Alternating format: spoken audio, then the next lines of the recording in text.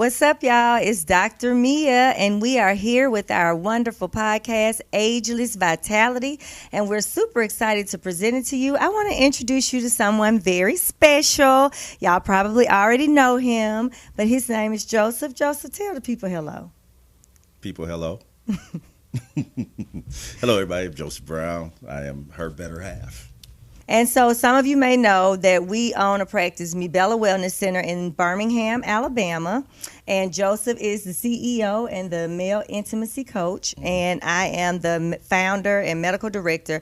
And at Bella Wellness Center, we tend to take care of a lot of people in the, what do we want to call it? Midlife? Do you want to call it?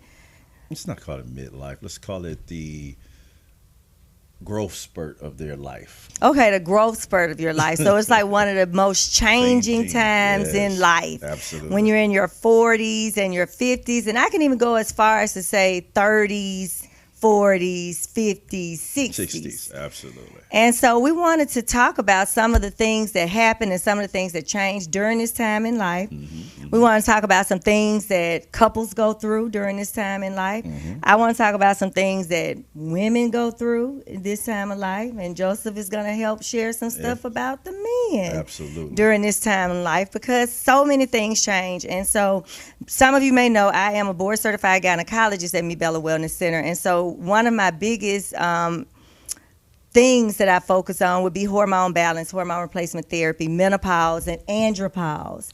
So today we're talking about menopause and andropause and how that affects this growth spurt in midlife while we're going through all of the different changes. Absolutely. So I want to start with the men first because, I talk a lot, and Joseph says I talk a lot, so I'm going to let him start.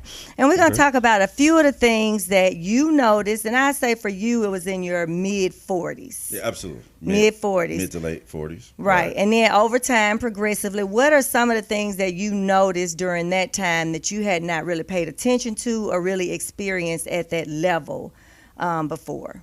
Well, I know some of the things that I experienced was extreme fatigue, and it changed like overnight, and just the fact that I could work out and not lose weight like I used to as well was one of the major changes for me. And then I wasn't keeping my 230 weight.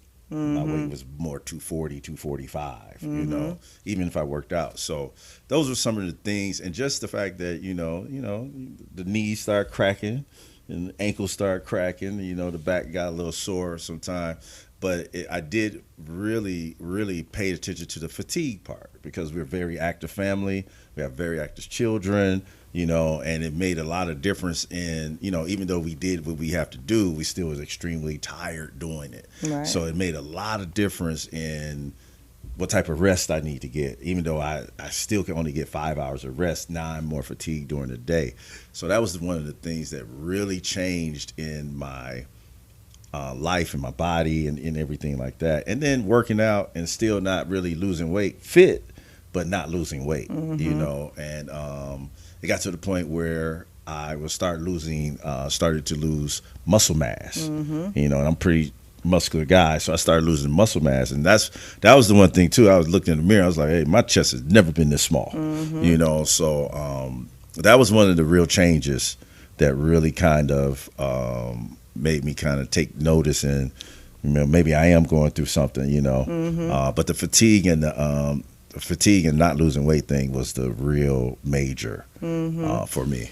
And so mine probably started before Joseph's, and I think a lot of times with women, we start a little bit sooner than men. So I was in my late 30s, and honestly, the reason a lot of people don't know that they're having these symptoms is because they just become a normal part of life. Right. So I say in my late 30s, I didn't notice because the only reason I ever got hormone replacement therapy was because I was going for training. They told me to get my blood work, and they were like, okay, get your blood work, bring it. If you're low, we'll just go ahead and give you a pellet so you will know exactly what you're giving to your patients. And how you feel about it. And how I feel about it. Right. So skipping on, I went and did my training, got my first pellet, and but I wasn't feeling like I needed it. It wasn't like I was thinking, I'm perimenopausal, I need to replace my hormones. I was like, well, let me try it since I'm low. Right. So what I noticed afterwards is that I didn't even realize how tired I was. was until I had energy.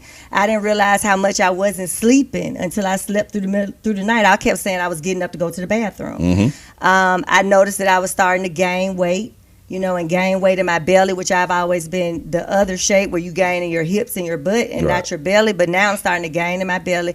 And then my biggest thing was sexual changes too, because my libido was down. I was pretending like I was asleep when Joseph came in the room. I went to bed earlier because that was just not on my mind. Not because I didn't love my husband or love you, not because I wasn't attracted to you, just wasn't top priority. But you didn't even have to pretend you was asleep. I was tired too. It didn't even matter. I was tired too. I was like, I'm tired and mood changes. I would say for a lot of women, we may notice a little bit more mood changes. So like more irritability, things that didn't bother me before just really get on my nerves, and I can't help but say it. So those were some of the things I noticed that got so much better when I didn't even realize that there was a problem. Right. So I say the transition, and I say I'm kind of in that long transitional phase that we call perimenopause.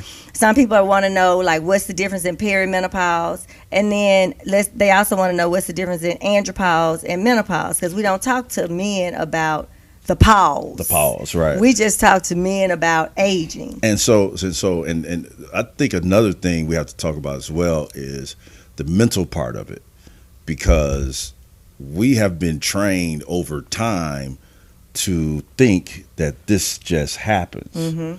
Like our parents and grandparents who slept in separate bedrooms because they didn't have the drive to be sexually active anymore, and they were just like, that just happens when you get old. And so we have been conditioned to think that when you get older, things are not supposed to work. You're not supposed to get erections like you used to.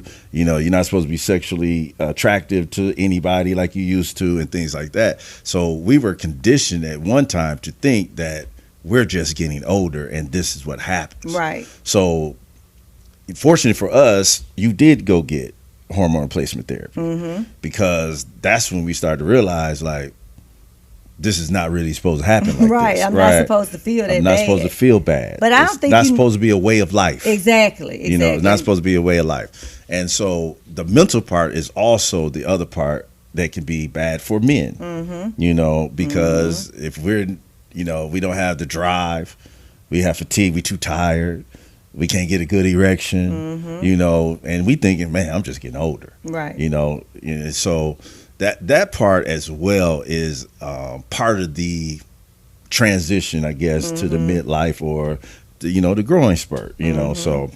And I think another part too is it's just normal development. Right. So when you get to this stage in life, you're thinking like, did I do all the things I was supposed to do? Right. Am I where I thought I would be at this point? So on top of your hormones being off and you starting to have all these new symptoms that you're learning to live with, on top of that, you're thinking like, am I a success? Have I done the things I'm supposed to do? Am I a great parent? Am I eating too many chips? Am I eating too many chips? Am I, you know what I'm saying? All the things that you expected to have accomplished by now may not be. So on top of the hormonal changes, then you have the emotional changes and how you start to feel about things. And, a lot of people at this moment are going through divorces. A lot of people are changing jobs and changing careers. So I think that you describe this stage the best, which is the stage of like real change. Real change, real growth, and I call it as growth too. Yeah, growth spurt. Yeah, growth spurt, because you're still growing. You're still growing. As we get older, we get smarter, we learn more.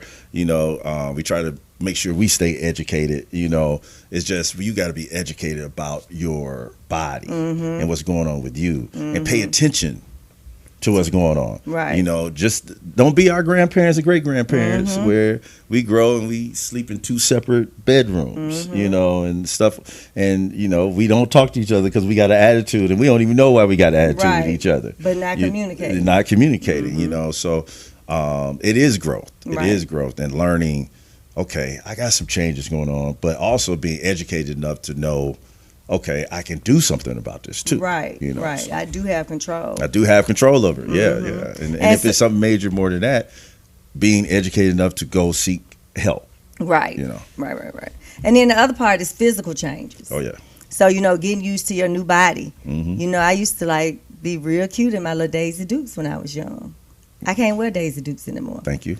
I had to. You are appreciated. You know, I used to feel comfortable in a bikini. I may not want to do that. I don't like my belly anymore. I don't like, you know, so we always go through this thing, because no matter how good you still look, or how much you work out, your body is going to change. It's going to look different from 20 to 30 to 40 to 50. So that's a huge adjustment. And I knew you through all those years, and you still look good, baby girl. Thank you. There you go, so. Thank you. You do too. I know. You do. Don't even tell me. But also taking care of our bodies, because this is the stage where you can't play the games that you can play in your 20s. No. In your 20s, you could smoke and you could drink a lot and you can kick it and you can not get rest and you'll be fine. But in your 30s, 40s, and 50s, you get high blood pressure, you get diabetes, you know what I mean? You get chronic illnesses where you always at the doctor if you're not doing certain things. So that's why, even though we like to make sure, you know, our tagline is live well, age well, experience everlasting intimacy. Most importantly, we know we can't do that without our health. Not without your health. No. So also changing the paradigm and changing the conversation from what our parents did, which they were trying to make it happen, but they weren't focused on their health. Nope. They weren't focused on making sure they exercised or they ate certain foods or didn't eat certain foods. You know what I mean? So I think with this growth spurt, and with all of these changes, the other reality is that we don't have the option to take care of our bodies now. No. If we want to live a certain lifestyle, if we want to have great intimacy till we die, the health part is important. You gotta take care of your body. I want you, as a black man and as a man in general, to talk about some things that affect us physically and what we can all do. Little simple things that we can all be doing as for men, you know, to improve their health, their quality of life, so we can do all these other great things that we want to do forever. Okay. I would say the first thing, I'm gonna look right here, the first thing I would do is drink water. We don't drink water. We'll drink anything else. Not us particularly. Yeah, but I'm just saying, people in general, if you ask them how much water they drink, plain water, not water. Right. Nobody's going to say you drink 100 ounces of water or half their body weight in water. Right. That is of the few. Okay. That's the first place I would start, because water helps with blood flow as well. You know, and hydration. And hydration, and also, you know, your metabolism. And your skin. The skin. People who drink a lot of water have great skin. They do. You know, I would start there, drinking water. Okay.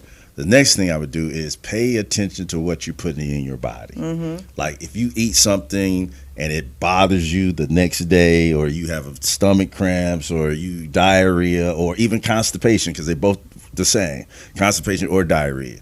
If those are some of the symptoms you having after eating some of this food, you probably shouldn't eat it. You probably shouldn't be eating Nobody that. does not like we cannot eat fast food. Right. We can't. We used to could. Yeah, we used to could. But I'll say we did, but it still gave us gas and bloating. It just wasn't as severe, and we could tolerate it because we were young. Right. It's so severe now that it can like mess up your whole evening if you eat the wrong thing. Eat the wrong thing. Like, I can't eat bread with enriched flours. Right, because you're gonna bloat. I'm gonna be huge. You know, I'm gonna feel like I'm huge. That's for sure.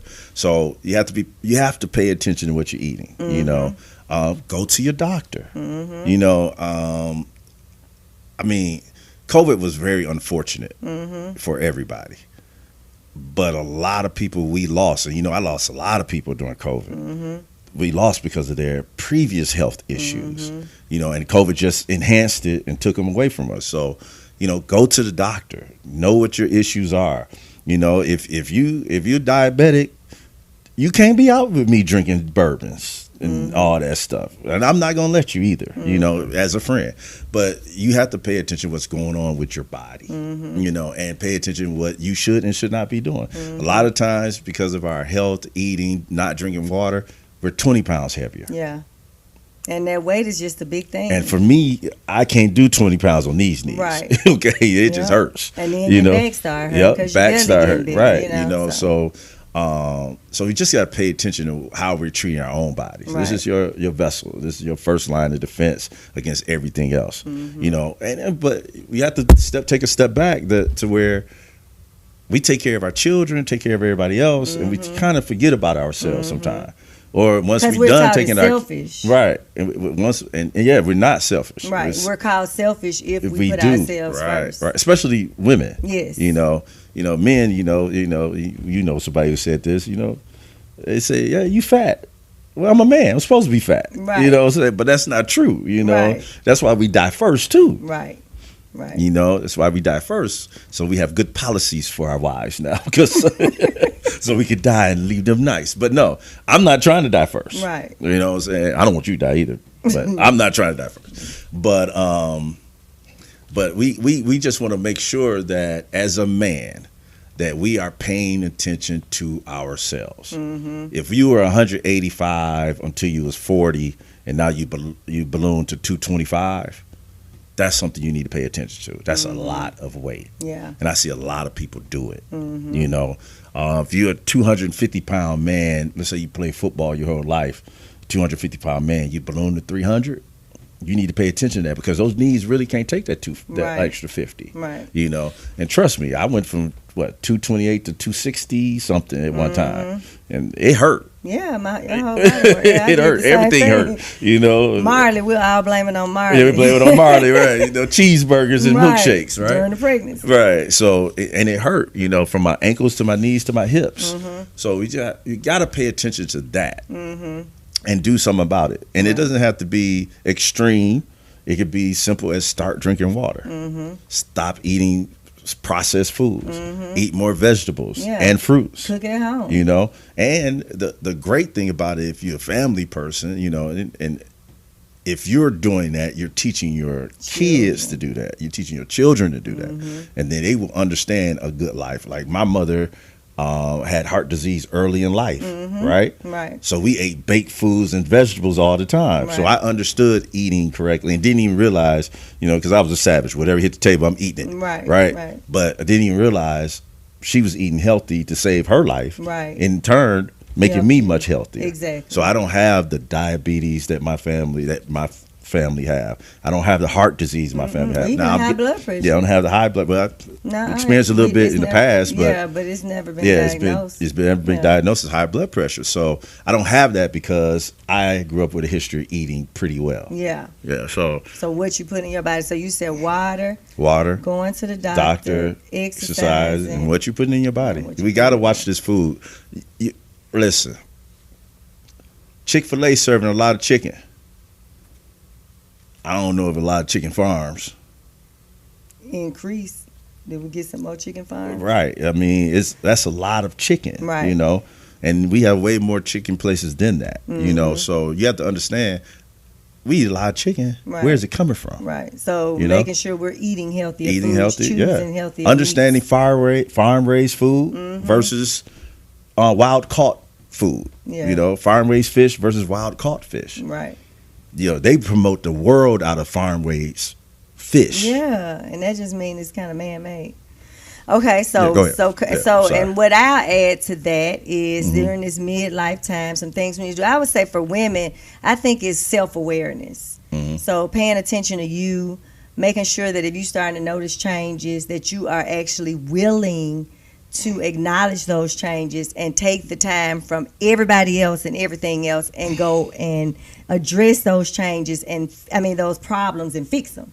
So a lot of women come in to see me and I'll ask them about all these symptoms, or I have a big list of symptoms, you know.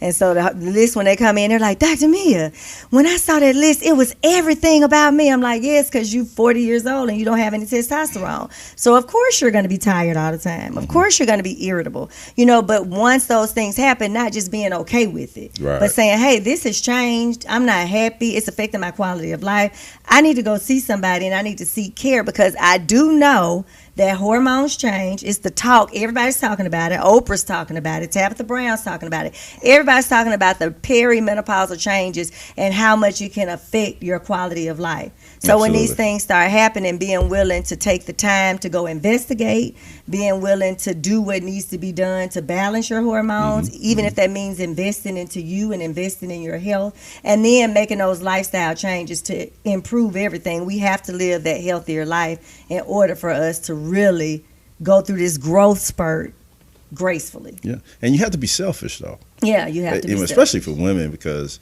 you know, at the time women, well, I'm not gonna say at times, but most of the time women are selfless people, and they take care of the family, right, including me. You know, everything. So they take care of the family, and it's easy for you to forget about yourself because Right. there's so much to do in a day, especially when you have active family. So you got to be selfish. You got to be selfish. At least be selfish for your health. And that way we can live a great life of everlasting intimacy. Everlasting intimacy. Right. Okay, so we talked about how it affects men. Right. We talked about how it affects women. We talked about, some changes that we go through as men and women. Let's talk about it from a couple's perspective, too. Okay.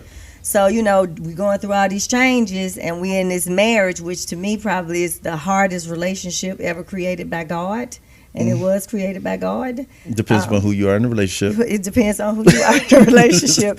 But it's a difficult relationship because so much is expected. Right. You know what I mean? It's a huge commitment. Well, we have a statement about that. You got to lower your expectations and raise your commitment. Right. When it comes to being married. Right. You have to lower your expectations. Right. Yeah. And then I think the other thing is just being on the same page with this is the only way. Like Joseph knows that the only way he can get rid of me is for him to die or for me to die.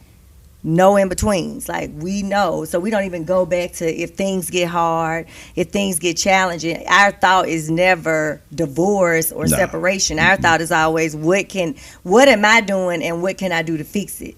So I think at this point in life, everybody's kind of dealing with their kids. They're working on their career and doing what they can with that. If they have a business, whatever it is, they're focused on so many things that during this time in marriage, we take a lot of attention away from the marriage and the marriage relationship. Right. Absolutely. Absolutely. And I mean, we celebrate 20 years this year, right? And I think we have dealt with all influences on our marriage, trying to be negative from the beginning influences. before it even got to be. Yeah. But the one thing that was always solid mentally was that we knew we were back to back and we were going to stand for each other. That's right. But what happens and what people don't know is even though people know we stand for each other, right? We still battle each other. We don't battle each other, but when you go through those transitions and this growth spurt that we're going through, we still have times where it's going to be me and you head to head, right? And we work together too, right? So on top of everything, on top of everything. So it's me and you head to head a lot. But at the same time, we also know that there was a time where there was some hormone issues, right? We didn't know, but when we think back, we was like, that was hormonal. It. Right. That was hormonal. That was the beginning. Like, right. Right. Like if I'm highly irritated. Right. Then you may say something very ugly. Yeah. That you wouldn't normally say if you weren't irritable and your hormones are balanced. Like now it's time for your pellet and you may say things a little bit meaner. No, I'm good. I'm good. Okay. Yeah. It is time for my pellet, but I'm not irritated You're as not much as irritable as you usually are, but more than when you're when you're balanced. Right. When I'm balanced. I'm not irritated by anything. But but a lot of that was contributed to our hormones and how we were feeling, our health and stuff like that. And like I said, we never even thought about being divorced, but we've had some days where we just didn't like each other. Right. And then some days I was like, why am I mad? Right. What am I angry about? What was I mad about? What am I angry about? Why am I standing in the kitchen pissed off? And I have no reason. And and it all contributed to my hormones. Right. And then I'll tell you, when was the last time I had my pellet? It was like 8 months ago. I'm like, oh. Right. That's why I'm pissed off. Right. Because usually I wouldn't be pissed off about nothing like this, So it's just paying attention to yourself and understanding that and how that can really affect your marriage, really affect your marriage. And we've had a lot of people, I've had a lot of people come up to me and say things like, hey, man, I don't know what y'all doing to me, Bella, but I got my wife back. Right. Or my husband is chill now. Right. Right. Or our relationship is so much better because we're intimate again. Yeah, we're intimate again. Our libido is through the roof now. Right. So we want each other. Right. Like we loved each other before. Right. But now we want each other. Really right. Yeah. You're like, I can't wait till these kids get out the house. Right. So it makes a huge difference just recognizing, but at the same time, it makes a difference getting it taken care of too. Right. So I would say that was some of the things in our relationship that we noticed change. Yeah, we noticed. And we communicated about it too. Right. And that's what I would say too, like when you're talking about growing and being able to communicate better and more effectively and having those difficult conversations now. Right. Like, I mean, I know you love me and I know you respect me, but it may be some hard conversations we just have to have that may hurt my feelings, but that's just a part of it. But taking your relationship to that level where you're focused on your emotional intimacy, y'all are having those deep conversations, you're communicating effectively, and still making your marriage a real priority. Right. Well, let's be honest now. You're a challenging person. You are? No, I'm not. I'm easy. No, you're not. Stop it. No, you're not. I'm easy. No. So I have to have hard conversations. You're probably easier than me, but I don't think you, I'm hard. I'm just. You're not hard. You're challenging. Yeah, I'm just challenging. I don't think I'm challenging, but anyway. So I may be a little challenging, but we understand each other. Right, and that's the main thing. So as we continue this podcast next time with Ageless Vitality. Ageless Vitality. We'll be talking more about the changes that men go through, the changes that women go through, the changes that we go through as a couple, and how we can do everything we can to teach you all how to live well, age well, and most importantly, everlasting intimacy. Experience everlasting intimacy. So we'll see y'all next time. Bye.